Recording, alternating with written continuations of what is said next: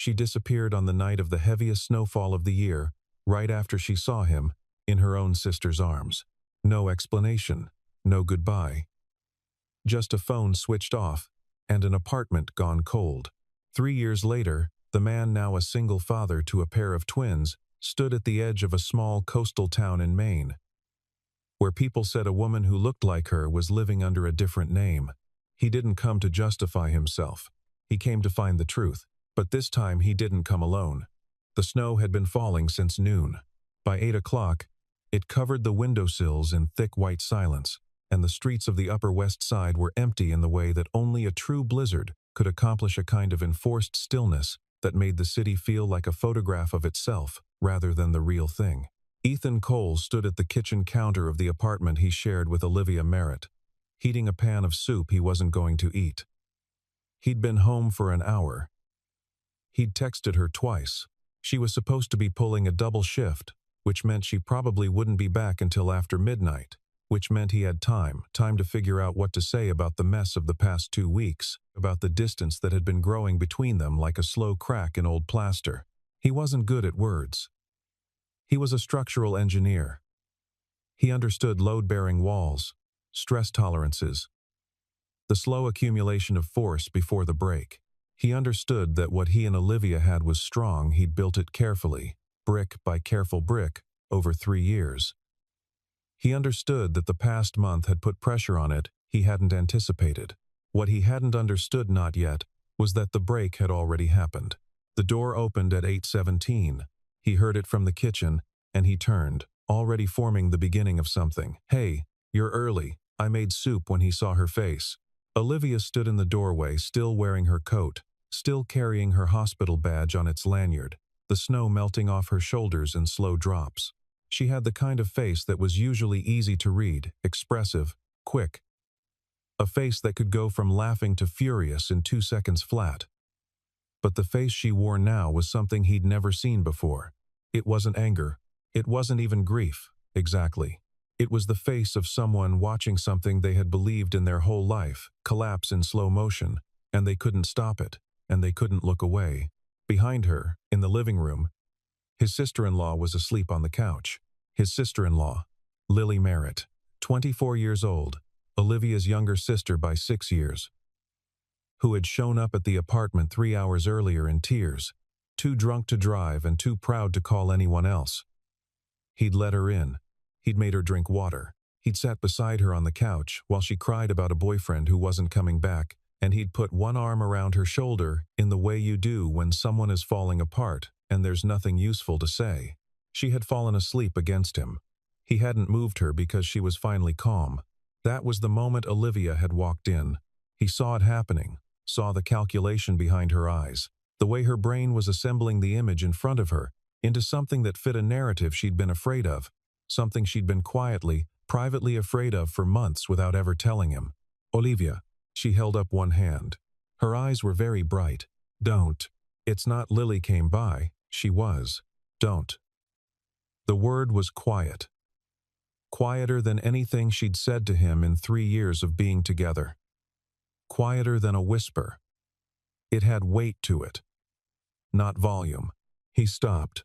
She looked at him for a long moment. Long enough that he thought, she's going to ask me. She's going to ask me, and I'll explain, and she'll understand. Long enough that he thought this could still be salvaged, that they were still in the part of the story where the misunderstanding gets resolved in the second act. Then she said, "Don't find me, not don't call me, not I need space, not anything with a timeline or a condition or a door left open. Don't find me." She picked up the duffel bag she hadn't let go of since she walked in. He noticed it then, a duffel bag already packed, as if she'd made this decision before tonight, as if tonight had only confirmed something she'd already been preparing for. Or maybe she always kept a bag ready.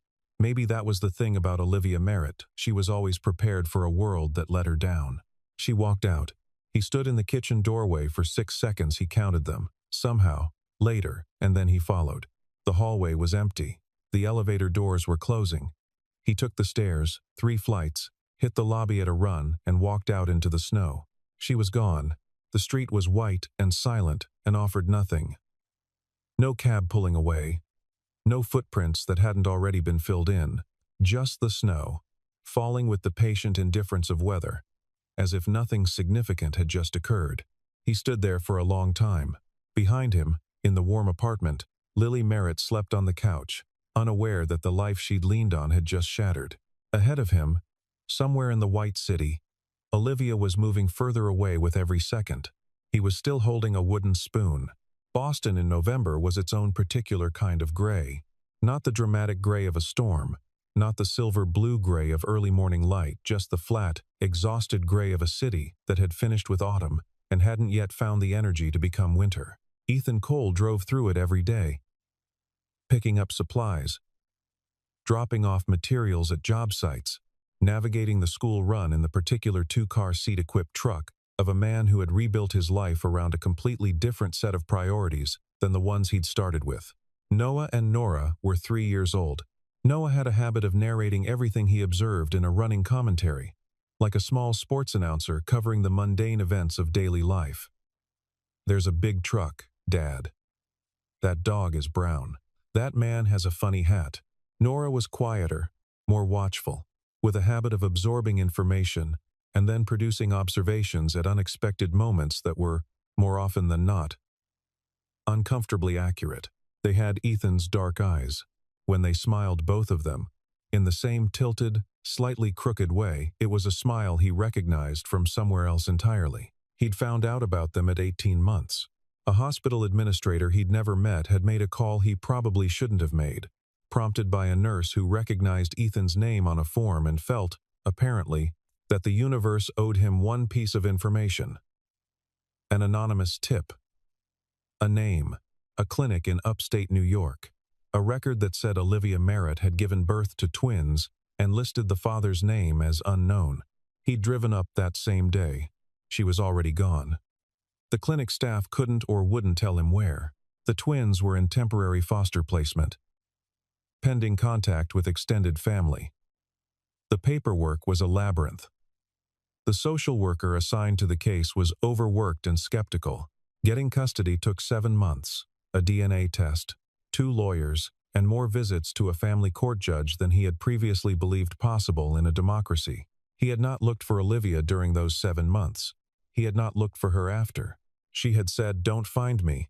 He had, in the end, respected that, not because he wasn't in pain, not because he didn't have things he needed to say, but because he had loved her enough to believe she meant what she said. Some people, when they leave, need to be let go. He'd told himself that. He'd told himself that for 3 years. Then Noah, sitting at the kitchen table on a Tuesday evening in October, looked up from his drawing a family portrait in crayon, the kind of picture that children draw with the terrifying directness of the very young, and said, "Where's the mom one?" Ethan looked at the drawing. 2 figures. One big, one small. Wait, 2 small. Noah had drawn all 3 of them. Himself and his sister clustered around a large figure that was clearly Ethan, complete with a yellow hard hat. There was a space to the left, empty paper. "There should be a mom," Noah said, with the confidence of someone who has identified a missing element in an otherwise complete system. Everybody has a mom somewhere. Nora, who had been coloring at the other end of the table, didn't look up when she said, "Our mom is somewhere sad."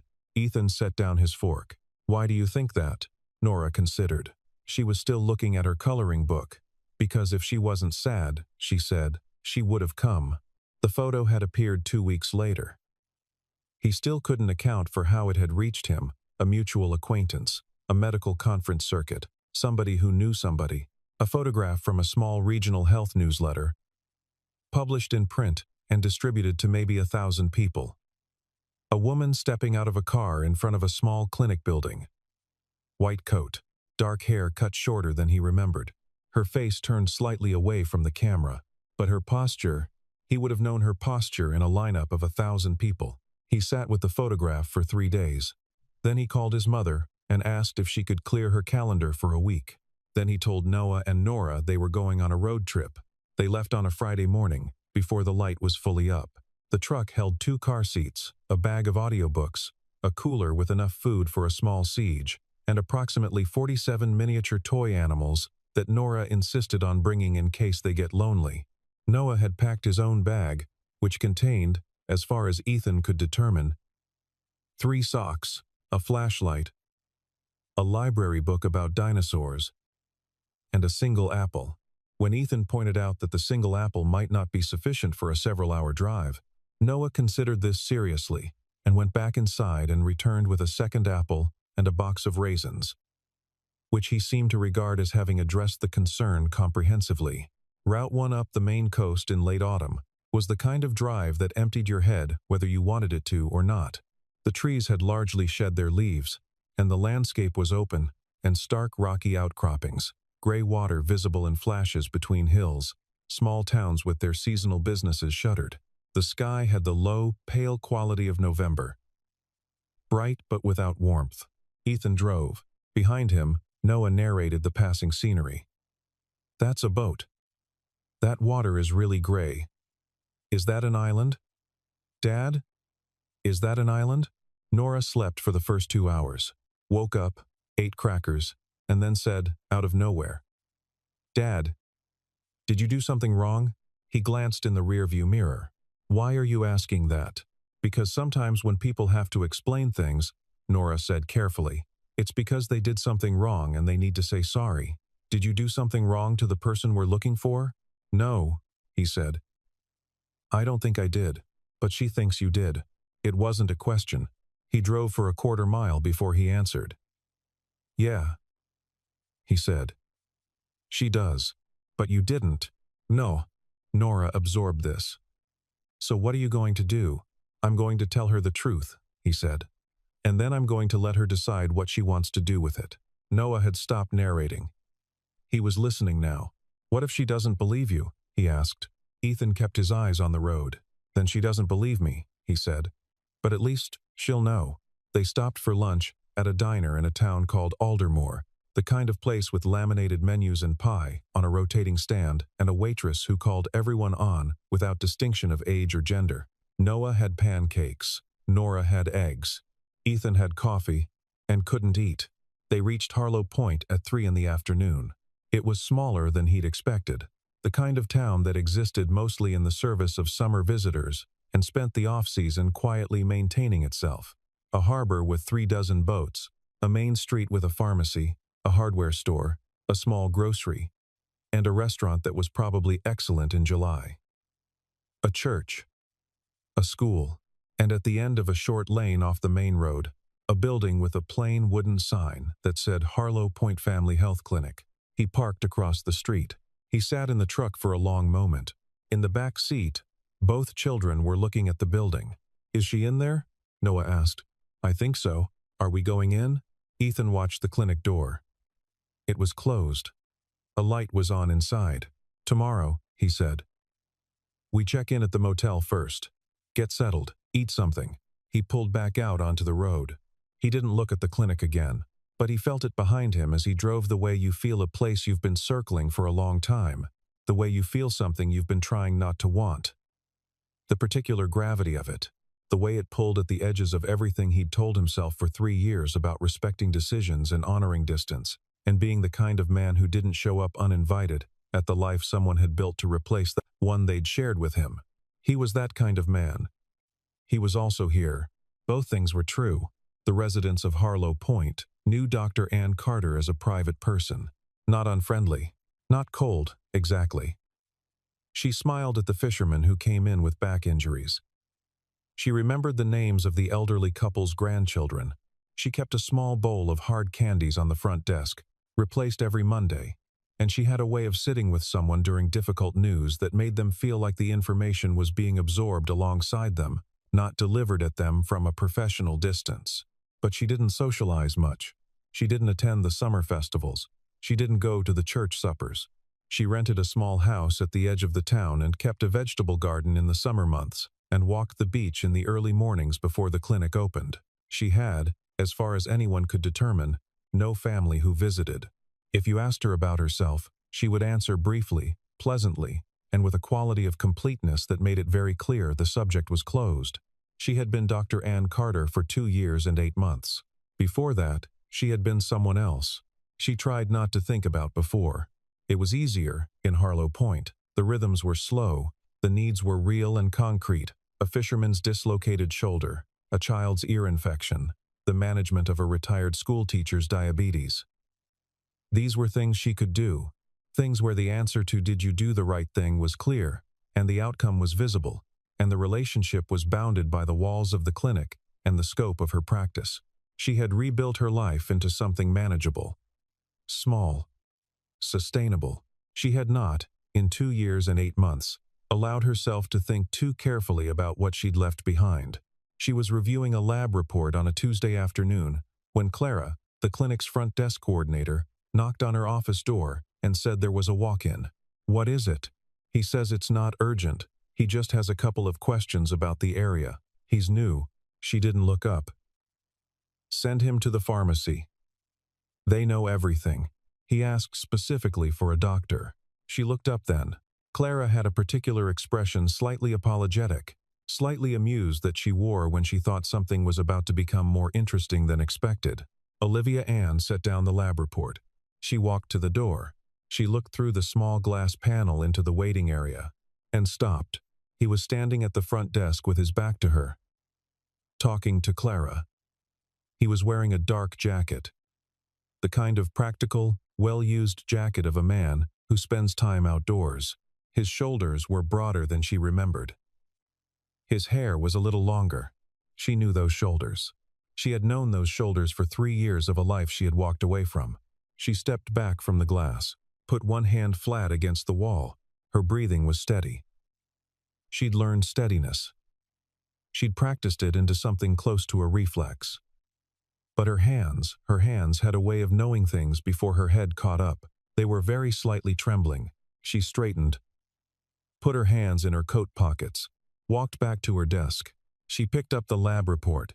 She read the same sentence 4 times without understanding it. When Clara knocked again and said the patient was asking to speak to someone and wasn't in any hurry, Olivia set the lab report down, smoothed the front of her white coat, and walked out to meet the only person she'd been almost certain she would never see again. He turned when he heard her footsteps. Their eyes met. She held his gaze for exactly 2 seconds. She knew because she counted. The way she counted everything now. The way a person counts when they need something measurable to hold on to.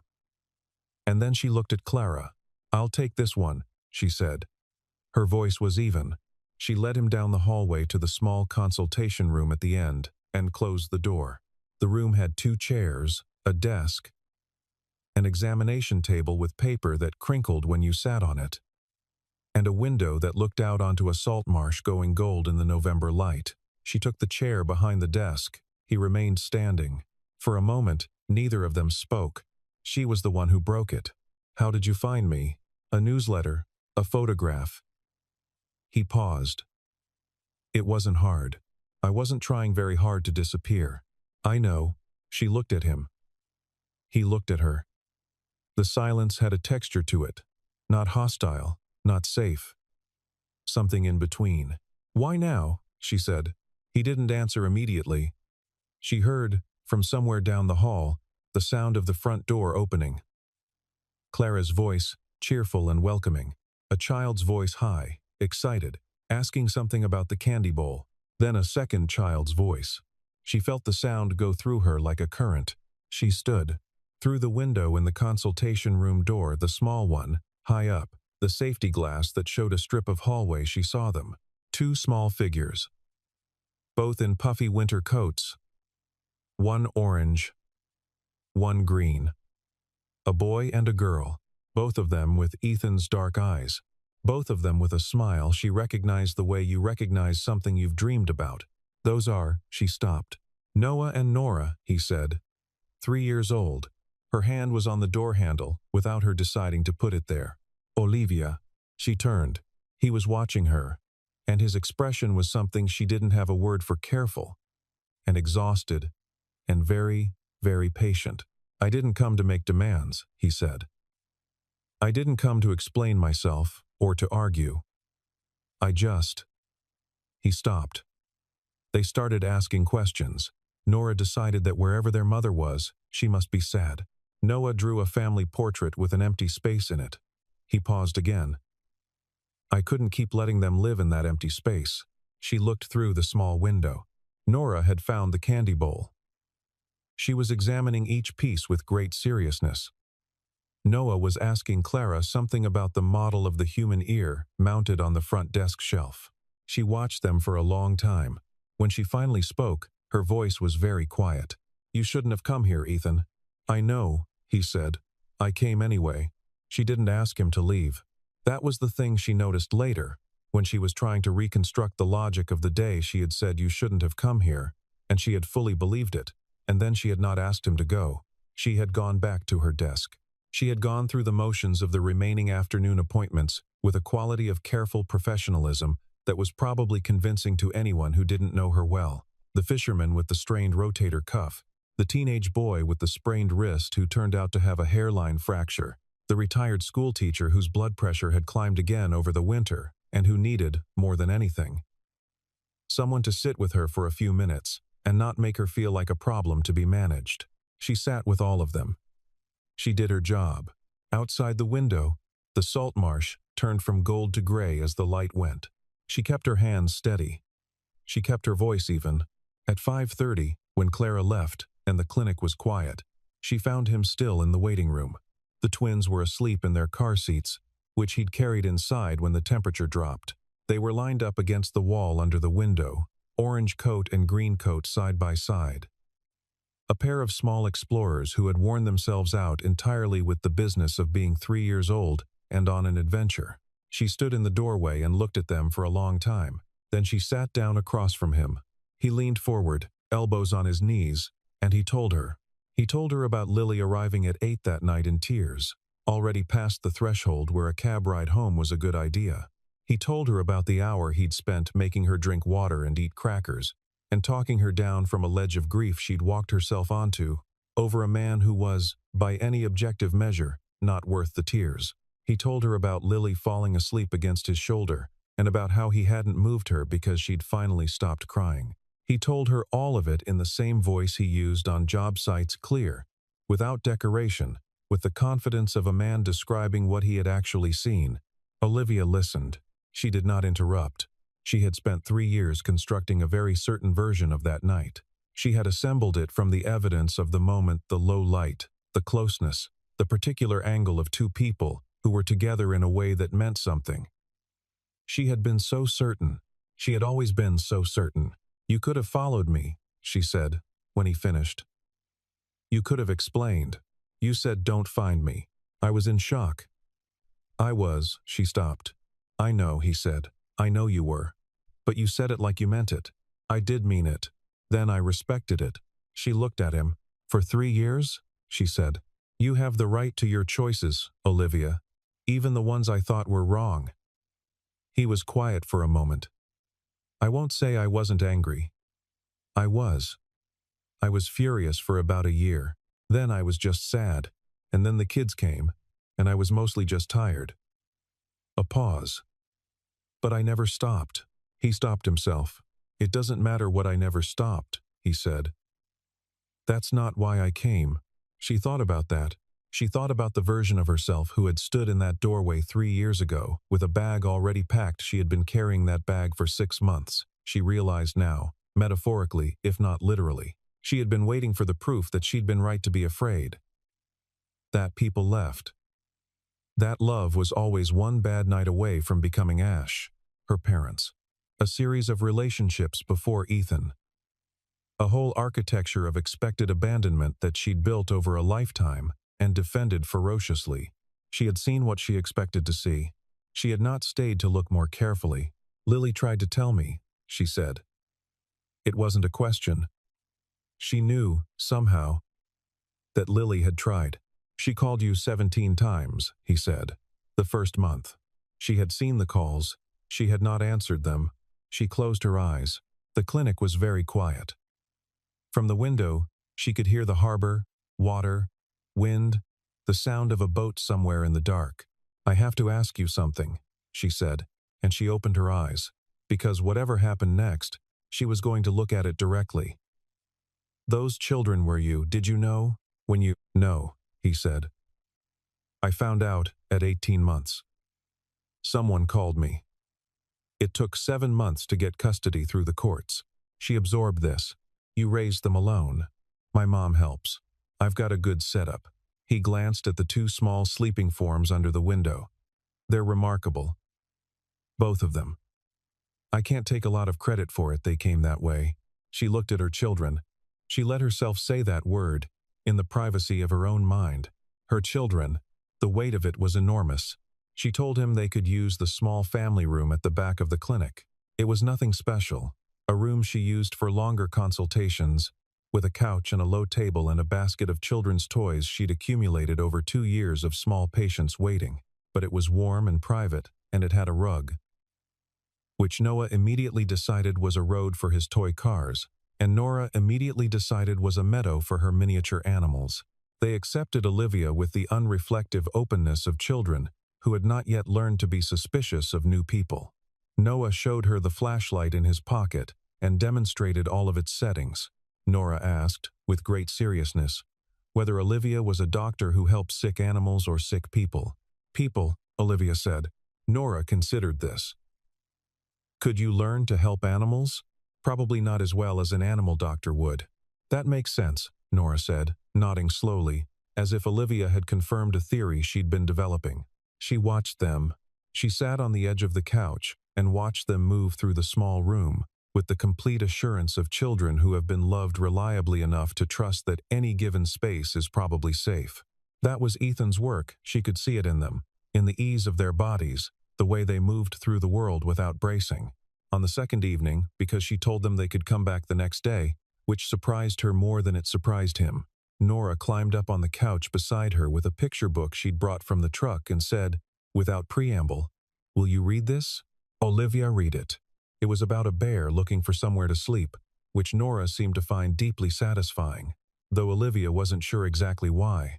On the third evening, Noah drew a picture at the low table, and then brought it over, and presented it to her with the solemnity of a small ambassador delivering a treaty.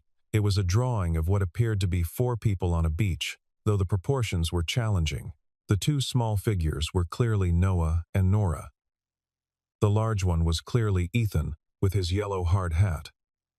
The 4th figure had dark hair and a white coat. She looked at it for a long time. "That's you," Noah said helpfully. "You're a doctor. That's why you have the coat." On the 4th night, Nora ran a fever. It came on suddenly. The way fevers in young children do 1 hour, she was fine.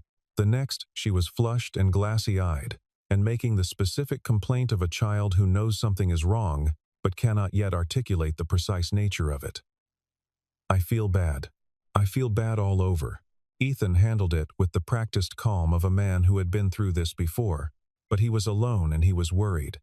And Olivia was there, and she was a doctor. She took Nora's temperature. She listened to her chest.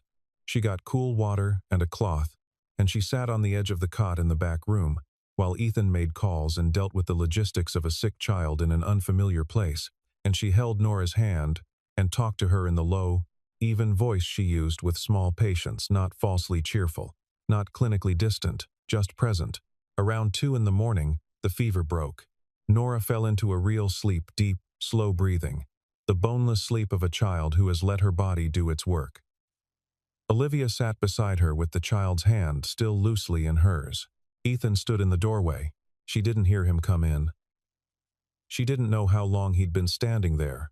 She looked down at Nora. She said, very quietly, to no one in particular, to the room, to the night, to some part of herself she'd been arguing with for 4 days, "I'm here." Not to the child. Or not only to the child. Ethan didn't say anything. He came and sat in the chair on the other side of the cot. They sat like that until morning, the 2 of them, with their daughter between them. Lily Merritt arrived on a Thursday. She drove up in a rented car with the specific energy of someone who has been working up to something for a very long time and is terrified that the opportunity will close before they reach it. She was 27 now. The bocata quality of her early 20s, the impulsive decisions, the rolling crises, had settled into something more deliberate, more worn in. She had been looking for Olivia for 2 years. She had hired 2 people to look for Olivia, both unsuccessful. She had written 23 letters to a last known address. none of which were returned, but none of which were answered. She had called Ethan occasionally, not to apologize, but because he was the only other person who understood the specific shape of what had been lost. She had, in the back seat of the rented car, a file folder. The file folder contained a statement from the bartender at the bar where she'd been that night, confirming she'd been cut off at 2 drinks and had left in an Uber, which meant she'd arrived at the apartment already struggling and already past the point of navigating herself home.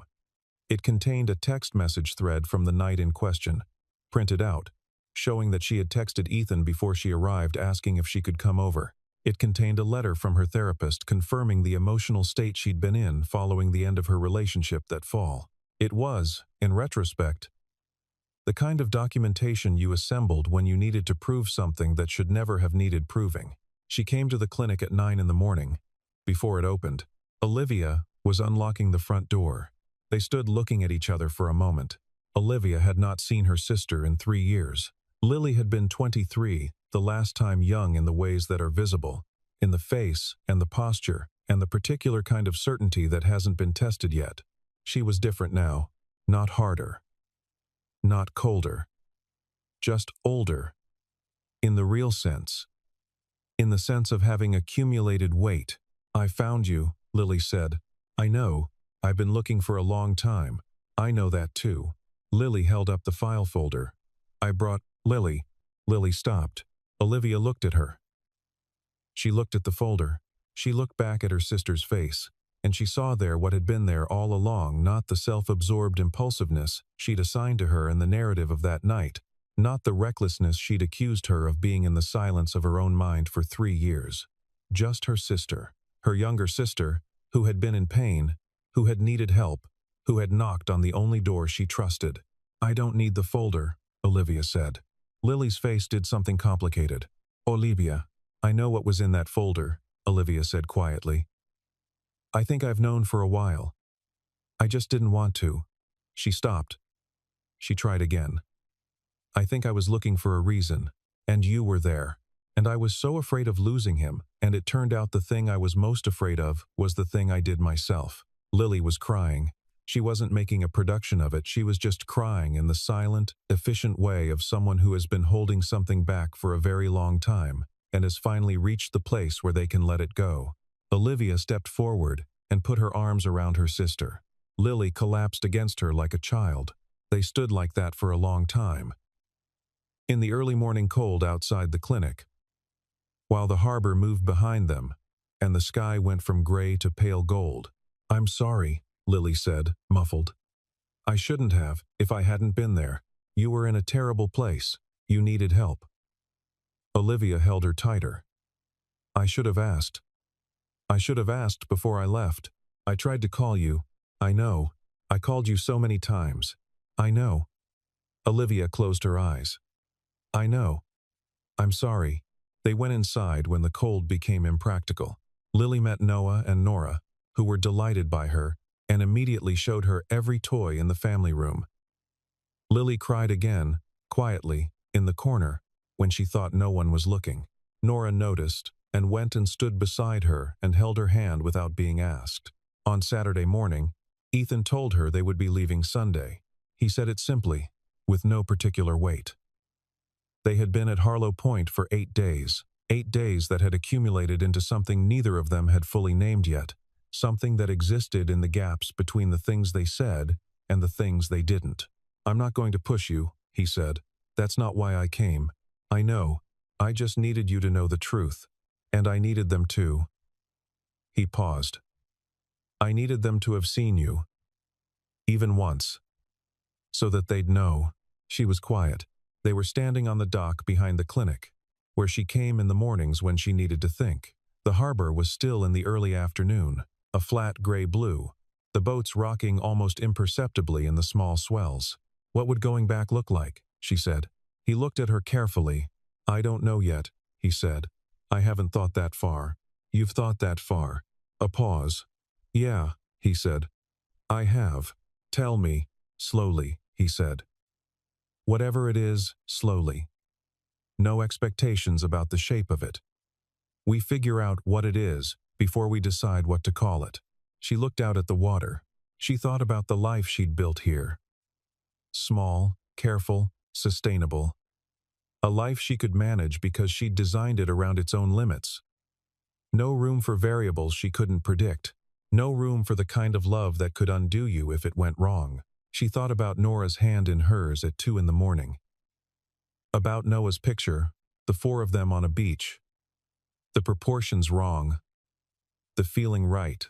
She thought about the empty space on the left side of the drawing. She had put that space there. She had left it empty. She had walked away from it in a snowstorm 3 years ago and told herself that was the end. It wasn't the end. That was the thing she'd been slowly understanding for 8 days. You could name something an ending. You could build a whole life in its aftermath. But the truth of the thing didn't change just because you'd changed its name. On Sunday morning, Ethan loaded the car seats into the truck. Noah said goodbye to Clara, who had given him a lollipop and a small anatomy chart he immediately rolled up and stored in his pocket like a scroll. Nora said goodbye to the candy bowl with the formal sadness of a child marking a real loss. Olivia stood in the clinic doorway. She watched Ethan lift Noah into his seat. She watched him check the buckle twice the way he always did. She watched him walk around to Nora's side. Noah called out from his window. "Are you coming?" She looked at him. "Can we come back?" Nora asked, more carefully. Olivia looked at Ethan. He was watching her from across the roof of the truck. He didn't say anything. He didn't make it easier than it was. That was, she realized, one of the things she had forgotten about him, that he never pretended something difficult was easy. And he never made her feel like she owed him a particular answer. She was the one who walked off the step. She was the one who went to where he was standing. "Don't go," she said. He looked at her. "Not today," she said. "I'm not. I don't know what I'm asking for yet. I don't know what this becomes. But don't go today." She took a breath. "I want to hear all of it. Whatever you haven't said yet. I want to start from the beginning and do it properly this time." He held her gaze. "Okay," he said. Just that. Okay. The simplest word in the language. They did not rush it. That was the thing she told Lily later. When Lily asked how it was going, they didn't rush it. They gave it room to be what it was, before they decided what to call it. Ethan found a contractor job in Portland, which was 40 minutes from Harlow Point, and he rented a house there in January, with a yard and enough bedrooms and school enrollment paperwork that nearly killed him. Olivia stayed at the clinic through the winter, building herself down slowly from the life she'd made there, passing patients off carefully, making sure nothing fell apart when she transitioned. She drove to Portland on her days off. She drove back to Harlow Point when she needed to. The road between the two places became familiar in the way of roads you cover, often the particular rock formations. The diner at the halfway point, the spot where the ocean appeared suddenly between two hills and filled the whole windshield. Noah adjusted to the new arrangement with the resilience of a child who had always had a strong center of gravity. He informed his new preschool teacher that he had a mom now, which he appeared to consider primarily useful information rather than an emotionally significant development, and then went back to narrating the world. Nora was more careful. She watched. She absorbed. She arrived at conclusions by a slow and thorough process, and then acted on them with complete conviction. In March, she climbed into Olivia's lap at the kitchen table. They were doing a puzzle. A slow Saturday morning puzzle, the kind that requires no skill and considerable patience, and simply stayed there. Didn't ask permission. Didn't explain. Just settled in with the particular authority of a child who has decided that something is allowed. Olivia sat very still for a moment. Then she put her arms around her. They finished the puzzle like that. Spring came with the particular force it has in New England, not gradually but suddenly. The landscape shifting in the space of a week, from bare to tentatively green. The harbors filling up with returning boats, the light staying longer each evening. Olivia's last day at the Harlow Point Clinic was on a Friday in April. The town gave her a small party she had not expected, and was not entirely prepared for. Clara had organized it, naturally, and there was a cake, and the fisherman whose back injury she'd managed for 2 years gave a speech in which he got slightly confused about the dates, but was so sincere in his gratitude that it didn't matter. She drove to Portland that evening with a box of cards and a small potted plant, and the quiet sense of a person who has completed one chapter and is standing at the beginning of the next. Ethan was cooking when she arrived. The children were at the table, both of them ostensibly doing something productive, neither of them actually doing the thing they'd been set to do. Noah was making a very elaborate structure out of bread crusts. Nora was explaining something at length to a small toy giraffe. The kitchen smelled like garlic and the particular warmth of a house where people live. She stood in the doorway for a moment. No one had noticed her yet. She watched Ethan at the stove, the line of his back, the way he moved in a kitchen that had in 3 months become familiar to him, the particular ease of a person at home. She watched Noah's bread crust architecture grow more ambitious. She watched Nora reason with the giraffe. Then Nora looked up and saw her and said, "Mom." Not a question.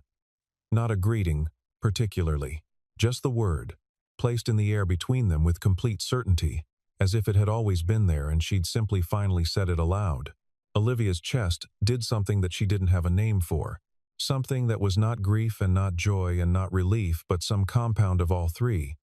The feeling of a door that has been closed for a long time being opened again, not onto the same room you left, but onto something that grew in the dark while you were away. "Hey, Nora," she said. Nora nodded, satisfied, and went back to the giraffe. Ethan had turned around. He was watching her from across the kitchen, with that look she'd been slowly relearning over the past 4 months, the look that was patient and steady, and completely certain, the look of a man who built things for a living and understood, at a cellular level, that the most important structures were the ones you took time with. She crossed the kitchen. She didn't make a speech. Neither did he. She stood beside him at the stove, and he handed her the spoon, and she stirred whatever was in the pan, and Noah said from the table, without looking up from his bread architecture, "Mom can stir it. She has steady hands. She's a doctor." They ate dinner, all 4 of them. That summer, on a Friday evening in late June, they drove to the coast. Ethan's idea, a beach. The kind that was empty on weekdays but full on weekends. They arrived at the last of the afternoon, when the light was golden and the sand was still warm. Noah ran directly into the surf up to his knees before anyone could intercept him, and required the emergency deployment of the dry pants backup supply Ethan always carried. Nora found a piece of sea glass immediately. She had an eye for it, and presented it to Olivia with great ceremony. Olivia stood at the water's edge. The ocean moved in its patient, indifferent way. She thought about the snow, the door, the duffel bag she'd been carrying for years before she ever packed it. She thought about the choices that don't look like choices at the time, the ones that present themselves as certainties, as the only possible responses to unbearable things. She thought about the version of herself who had stood in a doorway and chosen to leave rather than stay and look more carefully at the evidence. She didn't forgive that version of herself easily. She understood her. There was a difference. She thought, too, about what it had taken to get here, not the road trip, not the finding, but the slow interior work of the months between. The morning she'd driven to Portland and sat in Ethan's kitchen and helped Noah with a reading worksheet and realized, somewhere around page 4, that she was simply there, fully there, without any part of her mind making plans for leaving. The afternoon Nora had asked her to explain how bones worked, and she'd drawn a little diagram on a napkin, and they'd bent over it together for 20 minutes, and she'd looked up to find that an hour had passed, and she hadn't noticed, because she'd been entirely inside the moment without watching herself from the outside. That was new. That was the thing she hadn't known was missing until she began to find it. Ethan came to stand beside her. He had sand on his jacket. He was watching Noah attempt to convince a wave to stop by holding out both hands, which was not working but which Noah seemed to consider worth pursuing. "You okay?" he said. "Yeah," she said. She reached out. Her hand found his, not dramatically, not with weight or meaning explicitly spoken. Just a hand. Finding another hand. The oldest gesture in the language of people who have decided to remain beside each other. He didn't look at her. She didn't look at him.